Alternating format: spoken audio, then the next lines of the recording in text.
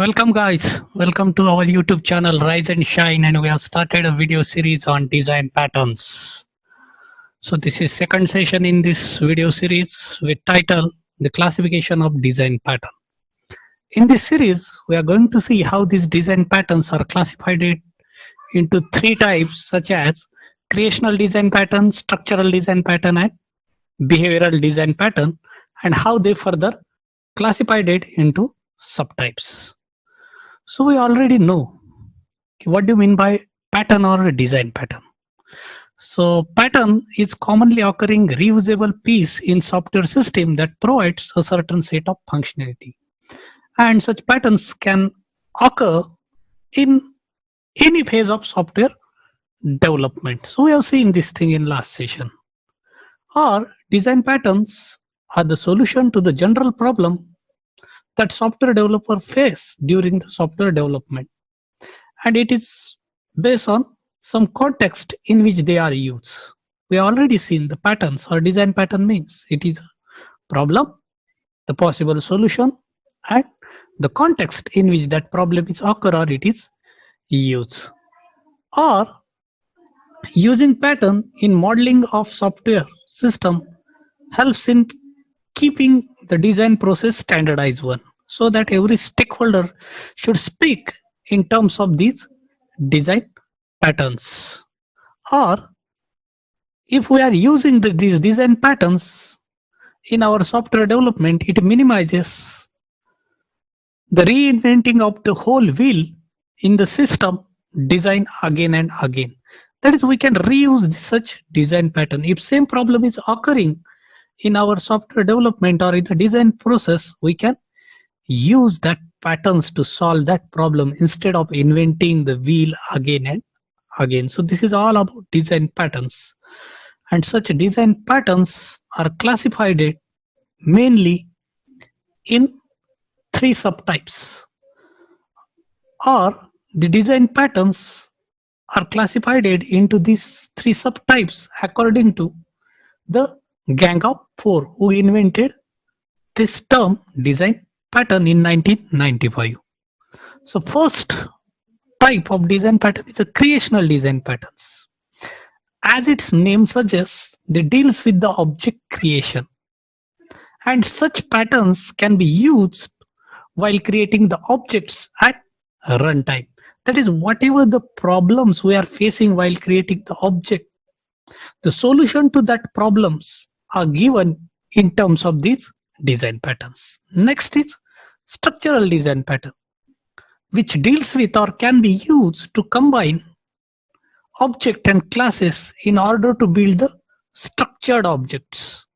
Or they deals with how objects are connected with each other, or how classes are connected with each other. That is, whatever the problems we are facing, or software engineer or designer are facing while creating the blueprint of software, that all problems are resolved using such structural design patterns. These are the solution to that problems. And next is a behavioral design pattern.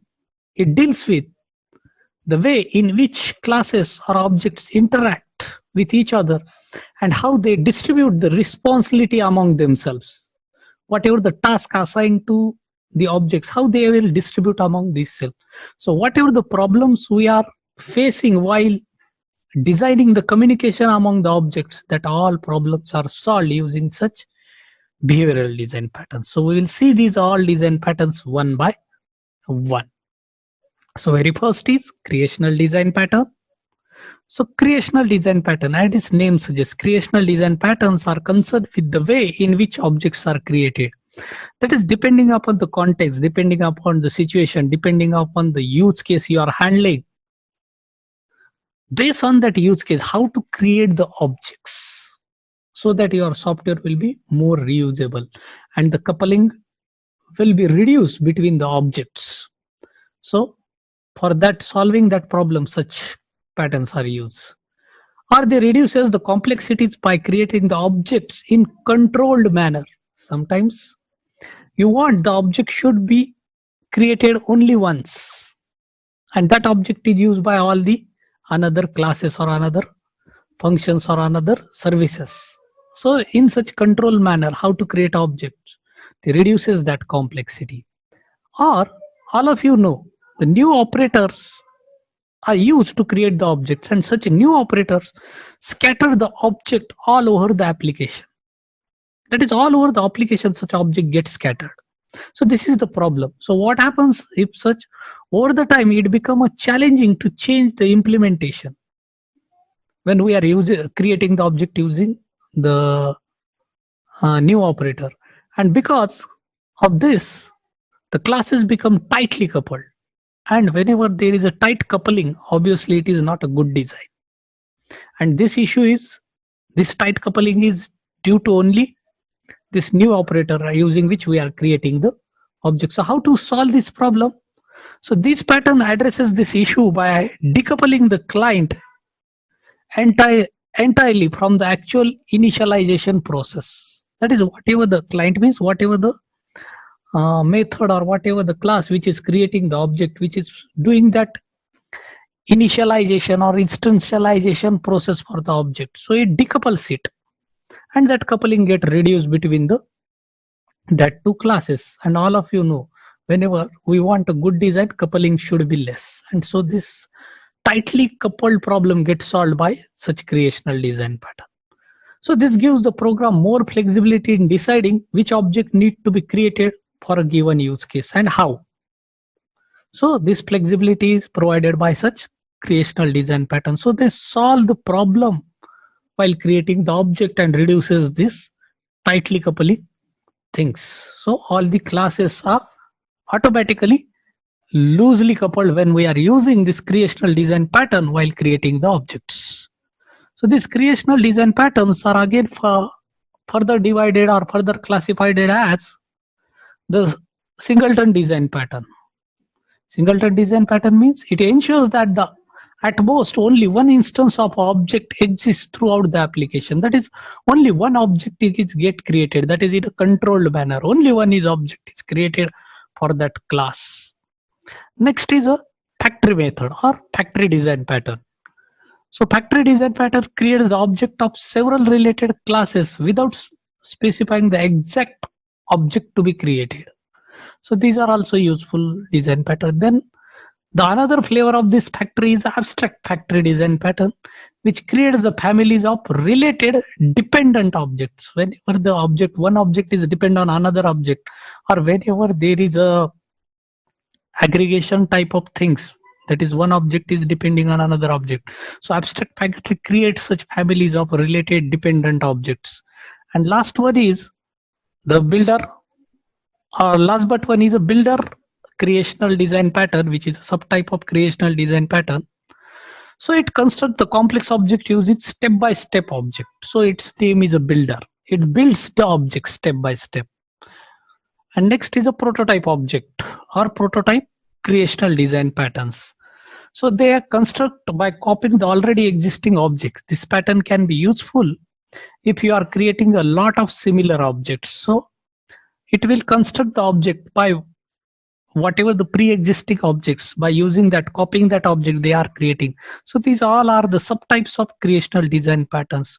So don't worry, my student, in this video series we will see how to create these patterns, how to implement these patterns using Java programming language. Next is structural design pattern. As its name suggests, structural patterns are constructed with how classes and objects are composed to form a larger structure. That is how one class is constructed from another class, or one object is constructed from another object. This pattern is particularly useful for making independently developed class libraries which work together.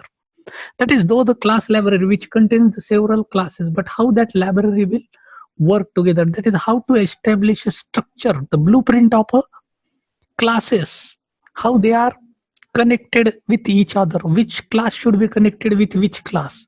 So it is decided by these design patterns. Or whenever you are facing the problem, how I have found out the class in my design, but how to connect these classes. So this pattern solve that problem. So structural design patterns show you how to glue the different pieces of the system together in flexible and extensible fashion. That is, extensible fashion means if there is a change in business requirement and again you have find out the new classes, so how to plug that class suitably or flexibly into the already created blueprint. Already you have a class diagram, already you have a software running, and then there is a change in business and again you have find out the new classes. How to plug that classes so that the entire structure of system will not get disturbed. So to create the extensible system, maintainable system, this pattern always play a very important role. So since the structural design pattern show you how to glue the different pieces, how to convert or how to add a newly created classes into already existing software. So they help you to guarantee that when one of the parts get changes in your system, the entire structure does not need to be changed. So whenever there is a change in requirement or change in business, automatically you can plug that newly created classes, or then there is no change in another classes. Still you can add that functionality whatever due to the change in business. So the concept of inheritance is used to compose the interfaces and define ways to compose the object to obtain the new functionality. Here in the structural design pattern, we are taking the help of inheritance, which is used to compose the interfaces. And once we have interfaces, we can do the any plug and play type of thing with our design. So type of structural design patterns. So first is adapter design pattern.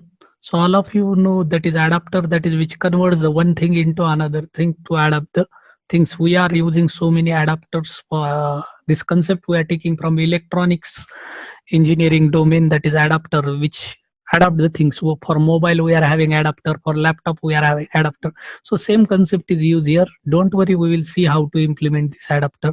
Next is a bridge pattern, then composite pattern, then container, decorator, facet, then flyweight design pattern and proxy design pattern. So these 8 are the structural design patterns. So we will see all these patterns in this video series. Next is a behavioral design patterns. So behavioral design pattern is, the behavioral design patterns are those patterns that are concerned with the interaction between the objects. Creational design pattern, how to create object, they solve that problems, all problems. Structural design pattern, how to structure the classes. Behavioral design pattern, now next step ahead, that is how they, you have connected the classes, but how they communicate. There is again problem. How to communicate, how to send a message from one class to another class. That is again one design problem. So whenever such problems are there while designing your system, use these design patterns, behavioral design pattern. They show you some standard ways, standard things, how to connect the, how to communicate the your whatever the blueprint you have created or whatever the classes in your blueprint, how they will communicate. So these patterns are used in that case. So it establishes the interaction between the object in such a way that they are talking to each other and still are loosely coupled. Again, we are concentrating on coupling, cohesion and coupling. So both the things are there. Here we are achieving. If you know the things from the software engineering, cohesion and coupling, that is coupling must be low and cohesion must be high, so that your system become a maintainable system, or such a designs are called as a very good designs. So it establishes the interaction between the object, that is we can achieve the cohesion, but at the same time they are loosely coupled, means they are not depend on each other, though they are talking to each other, though they are sending the message to each other. Next is behavioral design pattern. Behavioral pattern explains how objects interact, or how they should be interact, how they are expected to interact for creating good design. So behavioral pattern explains that thing. Next, it describes how different object and classes send messages to each other to make the things happen, and how the steps of task are divided among the different objects. That is how we can distribute the responsibility among the objects. Each and every object is having responsibility, or whenever we are developing a software, we are finding the classes, we are structuring them, certain responsibilities we are taking it in our mind, and according to fulfilling that responsibility we are finding out the classes. That is one of the method to find out the entities or the classes while designing the software is a CRC approach, in which we are finding out the classes using the responsibility. And once we have find out the responsibility, we are distributing that responsibility among the whatever the classes we have find out. But how to distribute? That is the problem. So this behavioral design pattern shows you some standard ways, that is how to distribute or divide the responsibility among the different classes, or how the step of tasks are divided among the different objects. So again, there are 11 to 12 behavioral design patterns, such as chain of responsibility, behavioral design pattern, command design pattern, interpreter, iterator, a mediator, memento, multiple dispatch, behavioral pattern, observer, state, strategy, template method, and visitor. So among them, observer, state, and strategy are frequently used behavioral design pattern. For example, I will explain you the strategy behavioral design pattern. So how it is useful? For example, to sort anything, you have a different sorting methods, such as selection sort, bubble sort, insertion sort, or n number of sorting methods are available.